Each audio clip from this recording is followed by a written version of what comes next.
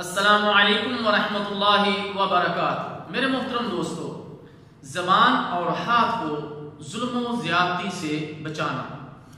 عن ابی موسیٰ الاشعری رضی اللہ عنہ قال قلت یا رسول اللہ ای الاسلام افضل قال من سلم المسلمون من لسانہ ویدہ، رواہ البخاری۔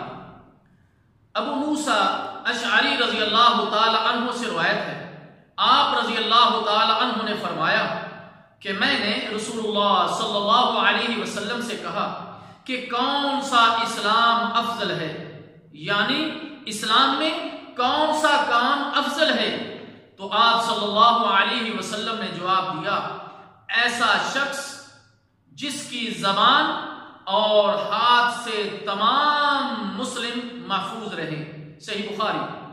میرے محترم دوستو، اس حدیث میں زبان کو قابو اور حفاظت میں رکھنے کی دلیل ہے، یعنی زبان کو غلط بات، غیبت، چغلخوری، گالی گلوچ سے بچا کے رکھنا ضروری ہے، اس لیے کہ ایک مسلم کا اپنے بھائی کو تکلیف اور غم پہنچانے سے باز رہنے پر محافظت کرنا، اس پر بڑی سخت تاکید ہے، اس پر بڑی سخت تاکید ہے۔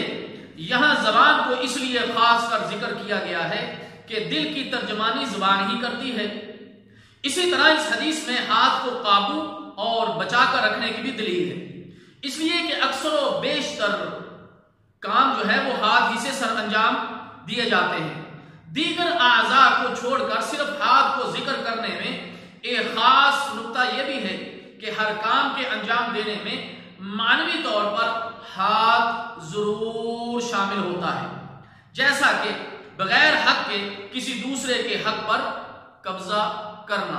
اللہ تعالیٰ جل شانہ سے دعا ہے کہ اللہ تعالیٰ جل شانہ ہمیں اپنی زبان اور ہاتھ کو ظلم و زیادتی سے بچانے کی توفیق عطا فرمائے۔ والسلام علیکم ورحمۃ اللہ وبرکاتہ۔